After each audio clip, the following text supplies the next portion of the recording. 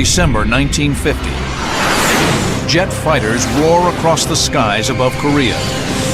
For half a century, dogfights have been won or lost with propeller planes driven by piston engines. Now, for the first time in history, swept-wing fighters with jet engines slug it out at extreme altitudes and near supersonic speeds. American F86 Sabres head-to-head against the communist MiGs. Their contrails will write a new chapter in the annals of air warfare, in a place called MiG Alley. Experience the battle, dissect the tactics, relive the dogfights.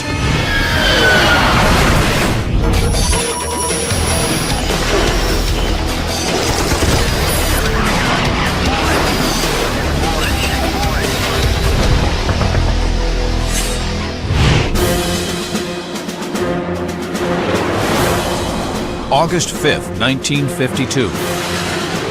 4 U.S. Air Force F-86 Sabres move into the hostile skies of MiG Alley above northwest Korea.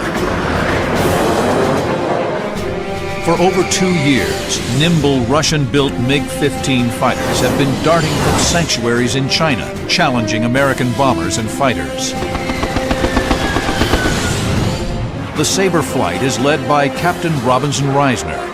His mission is to find the MiGs and kill them.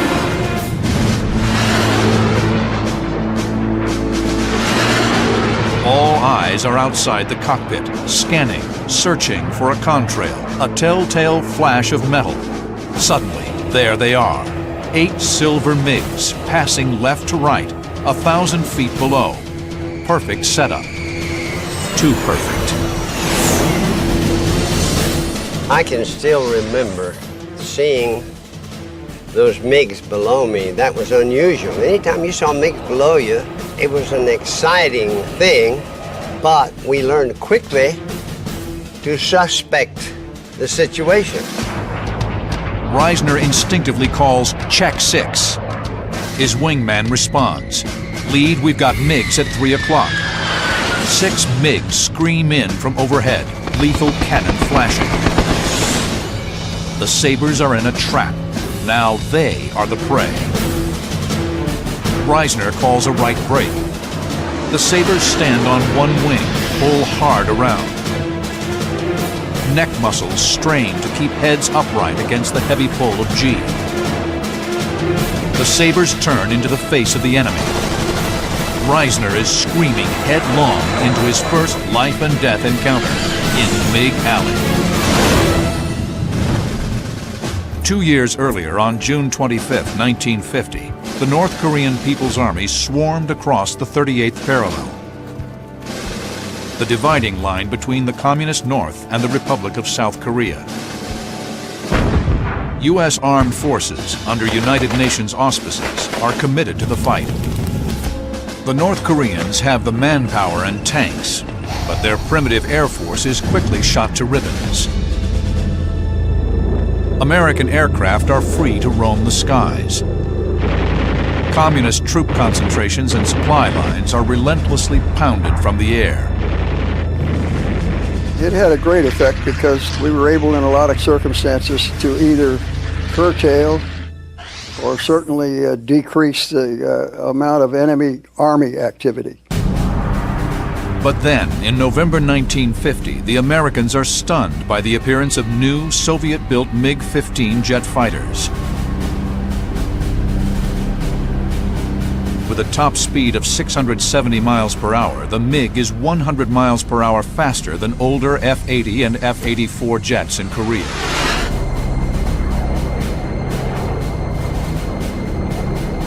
The critical air supremacy achieved early in the war is now in jeopardy. The MiG was built as a point interceptor.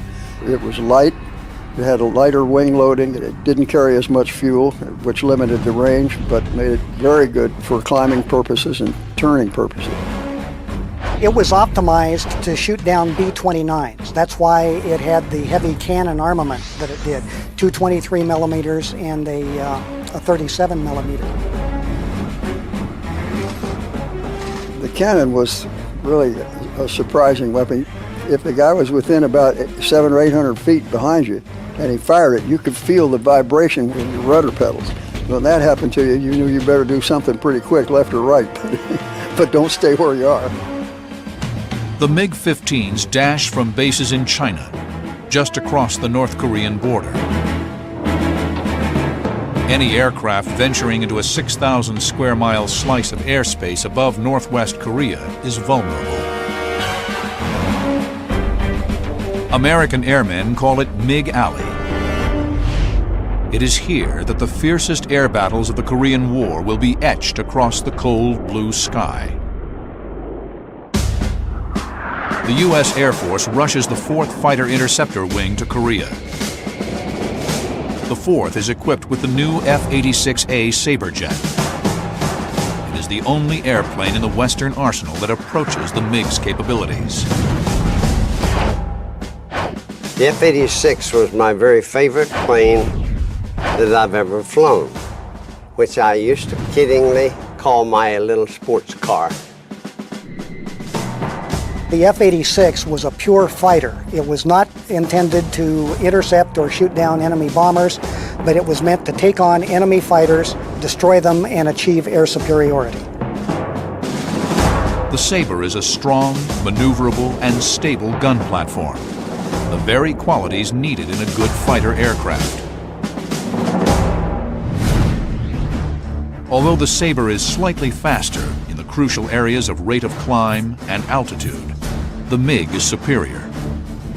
That's assuming that you got the same pilots operating both of them. One of the main things that we enjoyed over the communist aircraft was that our pilots were better trained and we had better tactics eventually.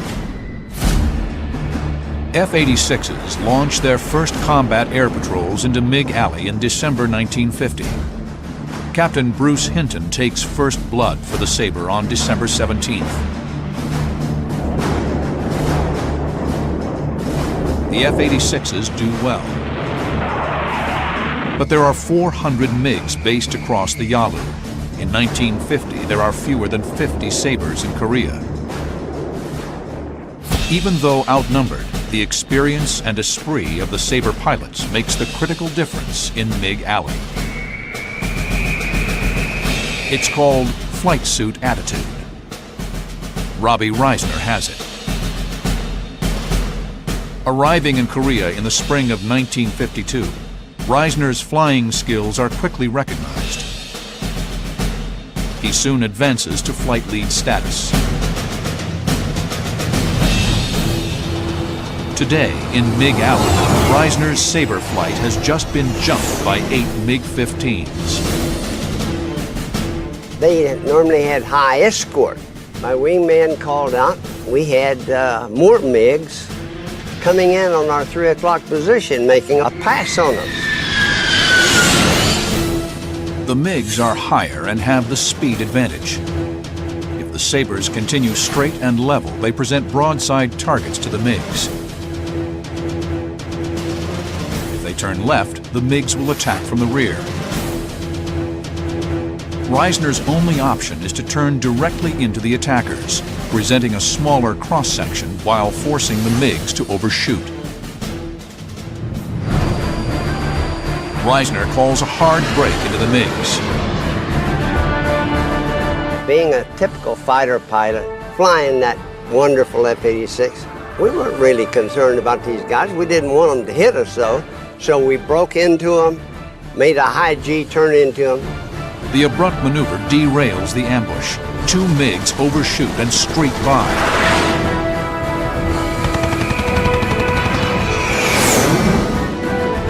The F-86s reverse.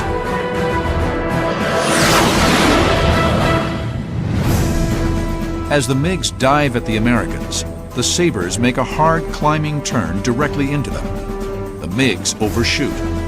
The Sabres then reverse their direction, putting them on their attackers' 6 o'clock.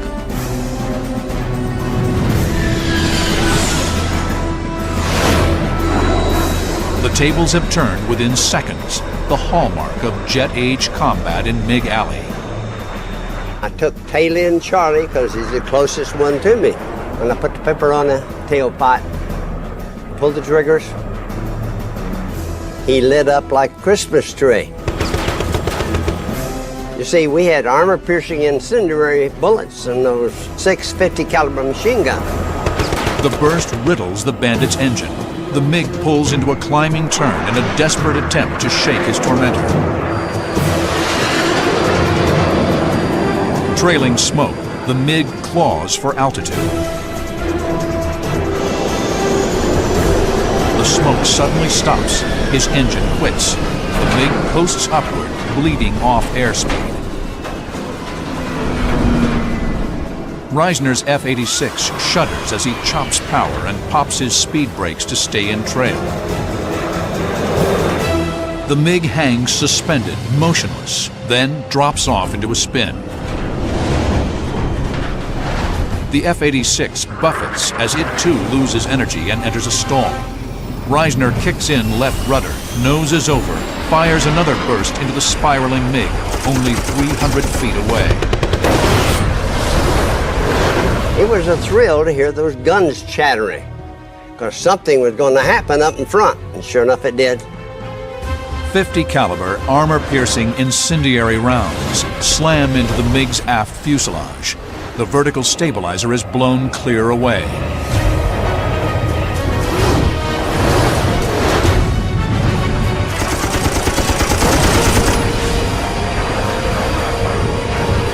The MiG pilot ejects. The fight is over. It is Reisner's first kill. I'll tell you, that was a grand feeling. We were doing what we were assigned to do, and that was to knock every MiG down we could. And that's what I did. But this fight is just a prelude. 4 months later, Reisner will lock horns with the best pilot he's ever seen in one of the most heart-stopping encounters of MiG Alley.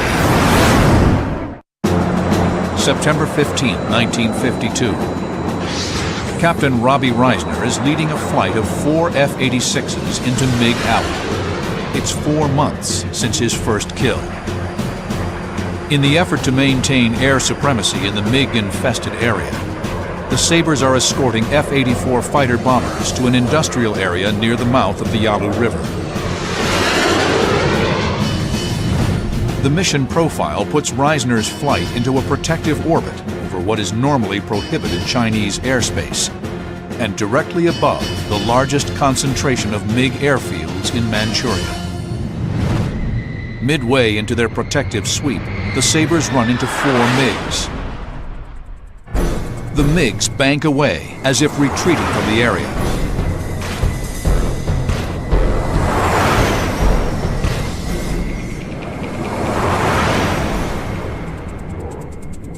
But Reisner suspects a trick. He continues tracking the enemy fighters. Sure enough, the MiGs turn back. They're heading for the bombers. The MiGs are initiating one of the Korean War's most remarkable encounters. Although at maximum range, the Sabre's radar-ranging gun sight finds the target with deadly efficiency.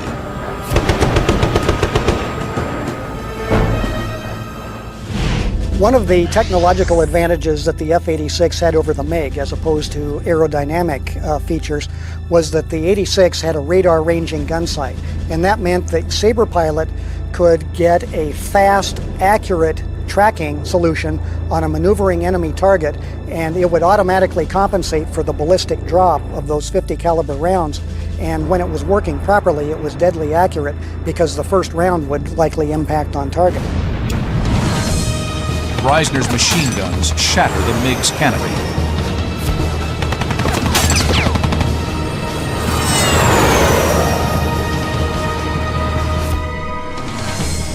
The other 3 MiGs run away.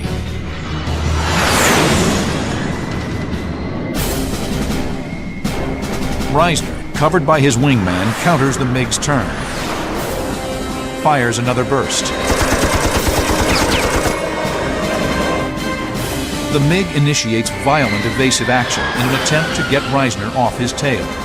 He noses over into a dive, rolls inverted, then rolls again. The MiG pilot demonstrates superb mastery of his machine. He will put Reisner's flying skills to the ultimate test. This is a special breed of aviator. When MiGs first encountered Sabres in 1950, they usually made diving attacks from higher altitudes. They rarely maneuvered or turned into the F86s to fire another burst. This was largely due to the inexperience of the communist pilots, as well as the MiG's limited range. But there was another reason. Moscow and Peking needed to hide the identities of their airmen. The Soviets were using MiG Alley as a clandestine training arena. Russian pilots couldn't fly within 60 miles of UN lines or over the Yellow Sea for fear of being picked up and their true identities revealed. The Russians even strafed one of their own pilots who had parachuted into the ocean.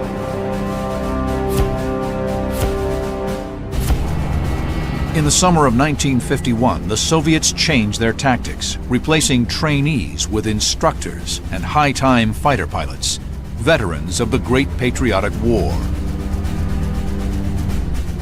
The Americans call them honchos, Japanese slang for big shot. And they are good. Today, Reisner is tangling with a honcho he will never forget. The MiG was so aggressive. He also was so well trained, he did not intend for me to get right behind him and shoot him down. So what he did was, he turned that thing upside down and split S. That means he reversed his direction. The split S is a commonly used fighter reversal technique.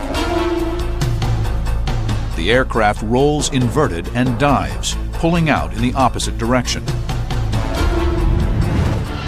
He was so low, and I was sure he wasn't going to make it, and I said to my wingman, this is going to be the easiest kill I ever had. Well, it turned out this guy made it. There should have been a fireball, but the MiG recovers miraculously into a dry riverbed. Reisner watches in disbelief as the MiG twists and turns right on the deck. He was so close to the ground, he kicked rocks and debris up. I, meanwhile, had managed to get in behind him. I got dents all over my airplane where he knocked rocks, blew rocks up off of the riverbed. Well, from there on, it was a real fight. This guy was some pilot. Reisner can barely keep the stick in his hands as he's thumped hard by the MiG's jet wash. The MiG flies like a banshee. He chops power, pops out his speed brakes.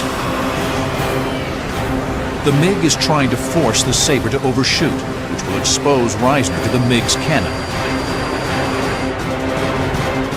Reisner counters by rolling his jet over the MiG, bleeding off airspeed while keeping on his adversary's 6 o'clock. Then, the MiG firewalls the throttle and accelerates away in a hard turn, pulling maximum G. He took me on a mad race, and I'd get in a shot at him every once in a while. We were tenacious as a bulldog. We just didn't want to turn him loose. The MiG reverses his turn. Another burst from Reisner. Parts of the tail fly off. The fuselage begins to smoke. Reisner can't believe his eyes. The MiG goes inverted, pushes vertically up the side of a mountain and over the top. When that happens, you're putting negative G's on your body. Your eyeballs pop out about this far. The blood rushes to your head, you can get a red out. I wouldn't even attempt it. I have to do a half roll and pull down. Down again in the riverbed.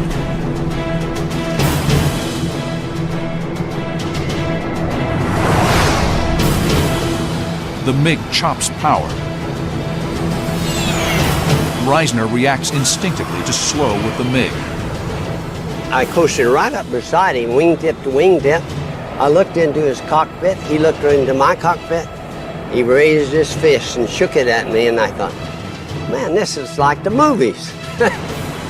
But it's not a movie. The MiG suddenly banks to the right. Reisner is snapped back to the moment.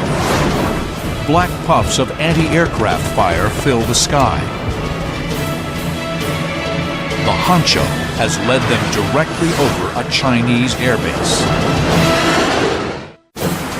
September 15, 1952. A desperate but enormously skilled MiG pilot has led Robbie Reisner and his wingman on a wild, twisting chase all the way to his home base, Tak Tung Khao, 35 miles inside China.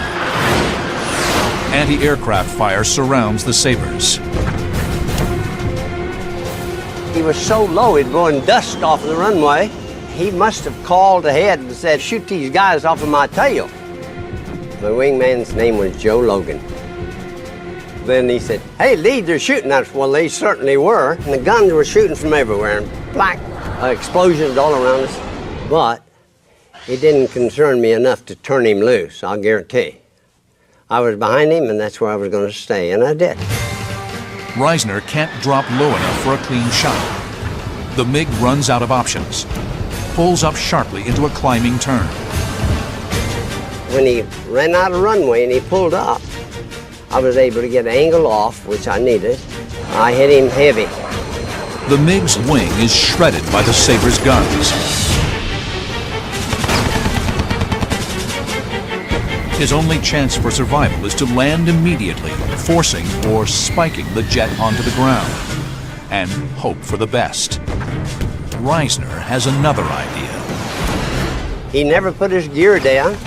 He made a 180-degree turn, and when he was headed back down, it looked like he was going to land beside the runway, not on the runway, in the grass. Well, I poured all my ammunition into him at that time. Every .50 caliber I had was chattering. He never completely leveled off. The MiG slams into the ground and explodes. Hot shards of burning metal and debris slice through a line of parked MiGs. Reisner's wingman exults at the fiery spectacle. And old Joe Logan was so enthusiastic, he said, "Hey, Lee, you just destroyed their Air Force." What a wonderful sight. The whole engagement has lasted some 5 minutes. The MiG is destroyed, but the mission is far from over. The Sabres must run a gauntlet of deadly radar-controlled anti-aircraft artillery to get across the Yalu and back to home base.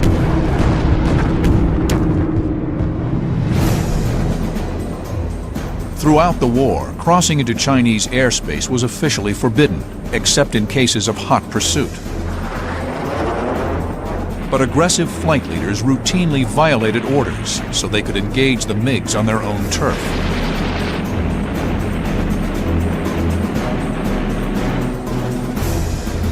Cruising for MiGs in Manchuria was conducted within a conspiracy of silence. Flight leaders chose wingmen who would play along and keep quiet. Squadron commanders didn't discuss it, and many rolls of incriminating gun camera film mysteriously disappeared. Leaving a trail of flaming MiG wreckage in their wake, Reisner and his wingman turned south, out of China. Joe Logan got hit in the belly with anti-aircraft fire. He started losing fuel, and I ran over and got under him to check him out. Well, it was evident he was not going to make it because he was really pumping that fuel overboard. The jets are over hostile terrain. The closest rescue point is Chodo Island, 100 miles to the south. It's too far away. Reisner is going to do something unprecedented. I had him throttled back gradually and let the nose down. And I don't know where I got the wild idea. Nobody had done it before. What I did was I hooked my nose in his tailpipe. In a display of superb airmanship, for over half an hour, Reisner repeatedly nudges his wingman's lifeless jet over the sea. With rescue planes in sight, Logan tells Reisner he'll see him back at Kimpo. Then he ejects. Now, Joe landed in the water. The choppers and the amphibians were having an argument who got to rescue him. Well, the choppers finally won by saying, "It's my turn. You got the last one." The helicopter attempts to use its rotor wash to fill Logan's parachute and blow him to shore. The young pilot is ensnared in his parachute lines. Some of the ripcords tangled around Joe's neck, and he drowned. So after all that effort, we lost Joe Logan. There is a war to be fought. 2 days later, Robbie Reisner scores another kill in MiG Alley. He'll leave Korea with a total of 8 MiGs to his credit. Robbie Reisner will return to combat in Southeast Asia during the Vietnam War, flying F-105 Thunder Chiefs into the heavily defended north. In September 1965, he is shot down and sent to the infamous Hanoi Hilton. 7 years later, Reisner will emerge, battered, but with spirit unbroken. It is the same flight suit attitude that led him to vanquish his enemies 20 years earlier in MiG Alley. June 30th, 1953. By now, the ground fighting in Korea has seesawed back and forth for 3 years, grinding to a virtual stalemate. Ceasefire talks have dragged on for 2 years. There is a palpable sense that peace could break out at any moment. The Communist air training program in Manchuria is rotating as many students and instructors through MiG Alley as possible for combat experience. On this clear June day, Captain Ralph Parr is only too willing to oblige. He's part of a 4-ship Sabre sweep into the Hornet's Nest. Today, on his very first flight into MiG Alley, Parr will be locked into an extended, adrenaline-pumping duel with a MiG honcho.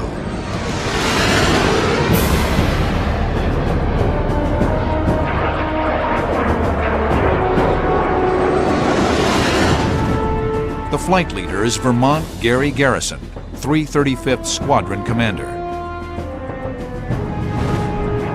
The flight moves into combat spread.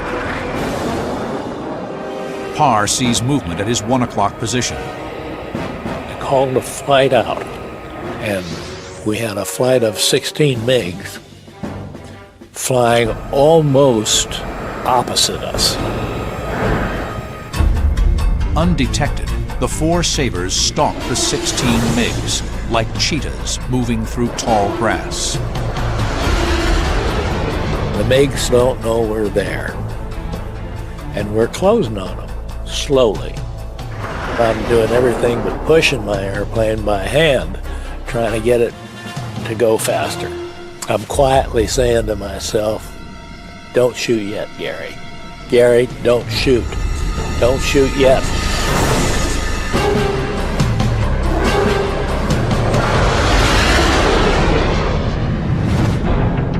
Sabre tactics in MiG Alley emphasize the finger 4, 2 pairs of 2 sabres, with each pair or element providing mutual support and protection.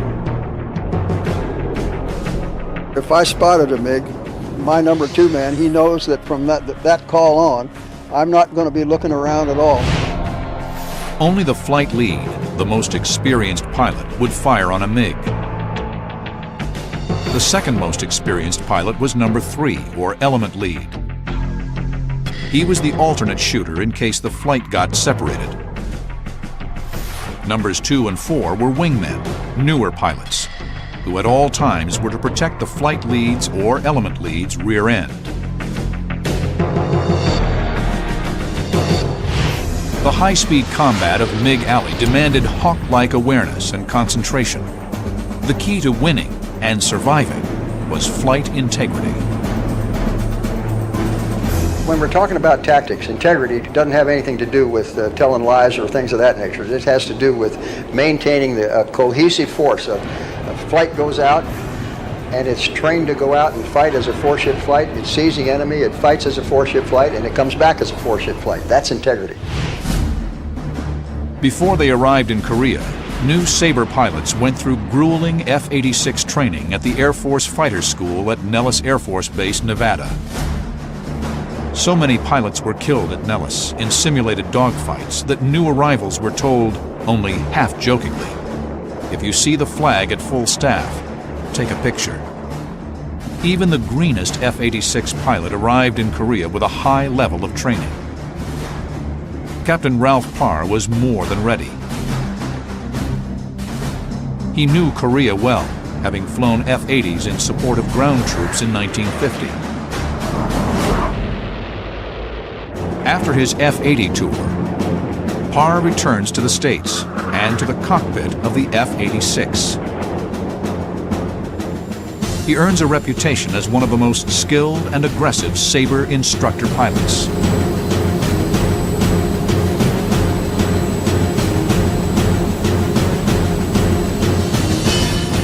In fighter pilot lingo, Parr is a good stick, and he's champing at the bit to kill MiGs. In the summer of 1953, with the 4th Fighter Wing, Parr will demonstrate his deadly prowess. 4 F-86s are tracking 16 unsuspecting MiGs. Vermont Garrison, the flight leader, is the shooter. Ralph Parr is hoping upon hope that Garrison will hold his fire. Wait till I get into position, and we'll get 2 at the same time. And of course, I can't say this on the open radio, because it would tip the enemy off. Garrison doesn't wait. He shoots. One MiG is hit, goes inverted, dives away. Garrison stayed on him, cut the corner, swung in behind him. It's going to be an easy kill.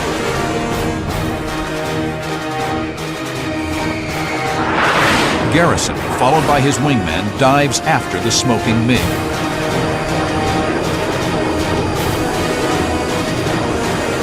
And the next thing I hear a voice, and it's Garrison, and he says, "My guns won't fire." The stricken MiG is here. Garrison, whose guns have jammed, is here. Suddenly, the MiG leader, moving to protect one of his stricken flock, jumps into the fight. The leader of the 16 MiGs does a very fast turn reversal and heads straight for Garrison and Garrison's wingman. Parr is impressed by this aggressive move. He's done this before. He's pretty highly experienced. Parr quickly sizes up the situation. Garrison and his wingman are now vulnerable to the MiG leader's guns. Parr maneuvers to cut off the aggressive MiG. He slams the stick over in a hard left turn. Blood rushes from his head. The G-suit instantly inflates, squeezes his abdomen and thighs in a python grip. Though out of range, Parr fires a short burst to scare the MiG off Garrison's tail. It works. MiG leader breaks away.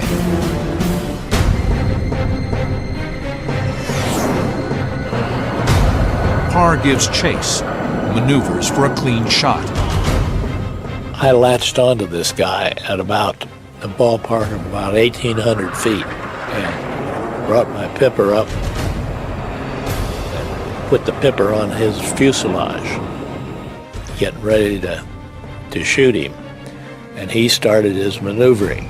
And we had a dogfight that lasted 6 minutes before the first shot was fired. MiG lead is a honcho and one hell of a pilot. He jinks frantically, turning hard left, then right. He throws his jet around the sky, rolling and twisting. The red pilot tries multiple split S reversals, anything to shake Parr off his tail and turn the tables on his attacker. The MiG leader is skilled and not ready to die. Parr hangs in but can't draw a bead. This honcho may live to fight another day. It had reached a point whereby I didn't know whether I was going to know how to let him go or not. The MiG is sliding out of reach, but the Sabre has a technological edge that will decide the contest. June 30th, 1953. In MiG Alley, the battle has turned into a giant swirling furball, like something out of World War II, but faster and higher. Captain Ralph Parr is in the thick of it. We went into just a roaring gunfight between 20 aircraft, 4 of them ours. Fortunately for Parr, the machine in which he's staking his very existence had reached its ultimate expression by 1953. The F86A models that first went to Korea in December 1950 were excellent gun platforms. But they were heavier than the MiGs, and their 5,400-pound thrust engines couldn't get the Sabre up to the MiG's 50,000-foot altitude. They were also outnumbered 8-1. In December 1951, the 51st Fighter Interceptor Wing joins the fight in MiG Alley. It's now roughly 130 Sabres to 350-plus MiGs. The 51st arrives with F86Es, which introduce the so-called flying tail to the Sabre. On earlier models of the F86, the elevator, or up and down control surface on the tail, was unresponsive near supersonic speed. The force of air made it impossible for the pilot to move the stick. A serious handicap in air combat. The E model's totally new flying tail is hydraulically boosted, providing positive elevator control, even at maximum airspeed. In August of 1952, yet another, and the most lethal version of the Sabre, streaks into MiG Alley. The F86F. The F has a more powerful 6,090-pound thrust engine, bringing the Sabre nearly equal to the MiG in 2 critical areas. Rate of climb, over 9,000 feet a minute, and service ceiling, 49,000 feet. The Sabre's wing also undergoes a significant change. The movable leading edge slats, originally designed for greater control at low airspeed, disappear. Most jet combat, not all, but most tended to occur at higher airspeeds where the slats were really of not much advantage. The slats are replaced with a new non-movable leading edge that's extended 6 inches at the wing root and 3 inches at wing tip.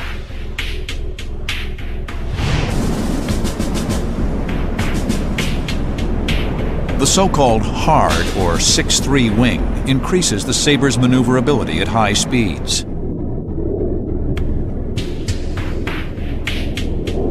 The F model was a tremendous improvement.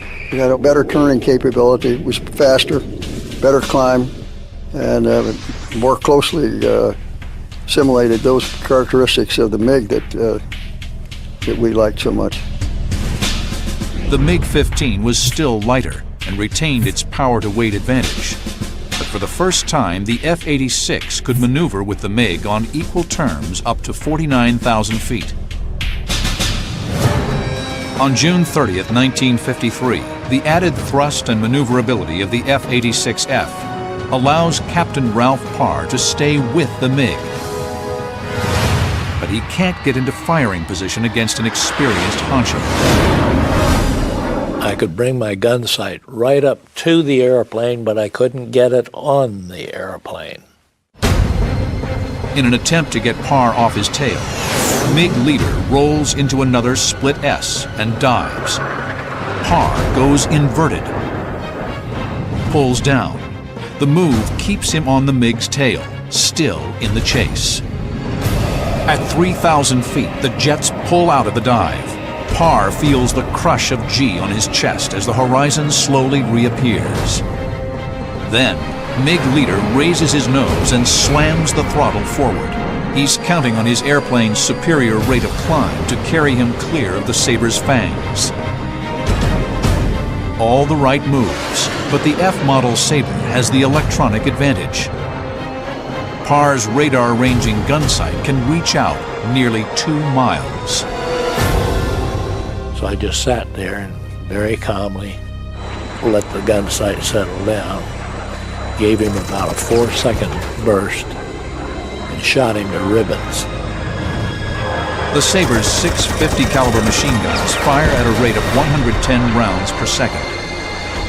28 pounds of lead have just impacted the MiG. The airplane burst into flames. The flames were trailing way back.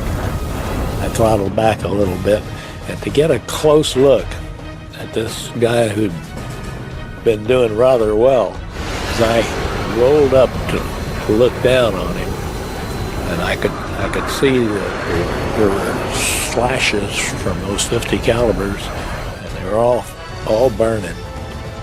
But fire coming out of just about all of them. The canopy was broken. There was blood in the front end of the canopy and forward of the pilot. And the pilot was down, sort of hanging over his stick. Parr has scored his first kill in MiG Alley, but there's no time to savor the victory. About that time, I heard the distinctive 37 millimeter cannon going thump, thump, thump. If I could hear him, he was close. Too damn close. Another MiG, which had been following the fight from a distance, has moved in to avenge his leader's demise. Parr instinctively pirouettes. He snaps the Sabre's nose skyward into a hard climbing turn.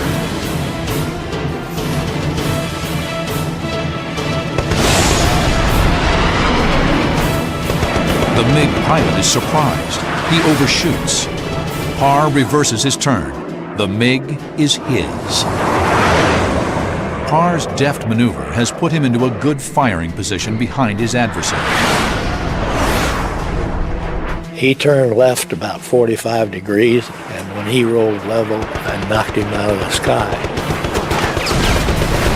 I hit him so it couldn't miss. 2 MiGs in rapid succession. Ralph Parr will finish his Sabre tour with 10 victories, a double ace, an achievement matched by only 10 other F-86 pilots. Remarkably, he does it in only 30 missions during the last 7 weeks of the war. Parr will stay in the cockpit, winning the Air Force Cross for heroism during the Vietnam War. In Korea, the guns fell silent at midnight, July 27, 1953. The battle lines ended almost exactly where they started. No formal truce officially ended the hostilities. The F-86s scored an impressive record in MiG Alley. Against a loss of 78 of their own, the Sabres shot down almost 560 MiGs, 7-1 in favor of the F-86. In a war without winners, the battle for air superiority in MiG Alley was the only clear victory. The region remains a powder keg to this day. The sound of jets still reverberates through the mountains of the Korean peninsula. Mach 2 capable F-15s and F-16s now take to the skies once patrolled by the F-86. In the north, MiG-15s have given way to MiG-21s and advanced MiG-29s. Long-range air-to-air missiles are the weapons of choice for these technological wonders. Should war return to Korea, these modern-day adversaries will engage from miles away. They will never face off in flashing dogfights that were the hallmark of MiG Alley.